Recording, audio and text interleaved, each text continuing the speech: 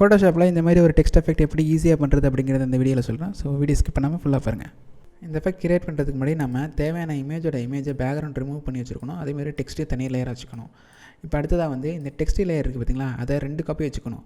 ஒரு காப்பி அந்த இமேஜுக்கு மேலே இருக்கிற மாதிரியும் இன்னொரு காப்பி அந்த இமேஜுக்கு கீழே இருக்கிற மாதிரி வச்சுக்கணும். அதுக்கு அந்த டெக்ஸ்ட் லேயர் சரி பண்ணிட்டு Ctrl+J கொடுத்தனா எனக்கு இன்னொரு டூப்ளிகேட் காப்பி கிடச்சிரும். ஜஸ்ட்டு ட்ராக் பண்ணி இமேஜுக்கு மேலே கொண்டு போய்க்கிறேன்.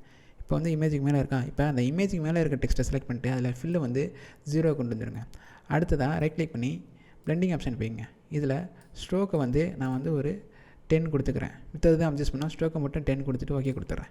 இப்போ பாருங்கள் அந்த அப்ளை செட்டிங் இது வந்து அப்ளை ஆகிருக்கும். ஆனால் பாருங்கள் இப்போ நகர்த்தினா வந்து அது வந்து சரியாக ஃபில் ஆகியிருக்காது. அதுக்கு என்ன பண்ணணும்னா இந்த மேலே இருக்க டெக்ஸ்ட் லேயரையும் கீழே இருக்க டெக்ஸ்ட் லேயரையும் எடுத்து லிங்க் பண்ணணும்.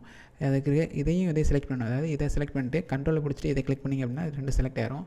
இப்போ ரைட் கிளிக் பண்ணி இந்த இடத்துல ரைட் கிளிக் பண்ணி லிங்க் லேயர் அப்படின்னு இருக்கும், அதை கொடுத்துருங்க. நீங்கள் பாருங்கள் லிங்க் லேயர் அப்படின்னு கொடுத்தீங்கன்னா இப்போ இந்த 2 லேயரை நீங்கள் என்ன அட்ஜஸ்ட் பண்ணலாம், ஒன்றாவது தான் அப்ளை ஆகும், தனித்தனியாக ஆகாது.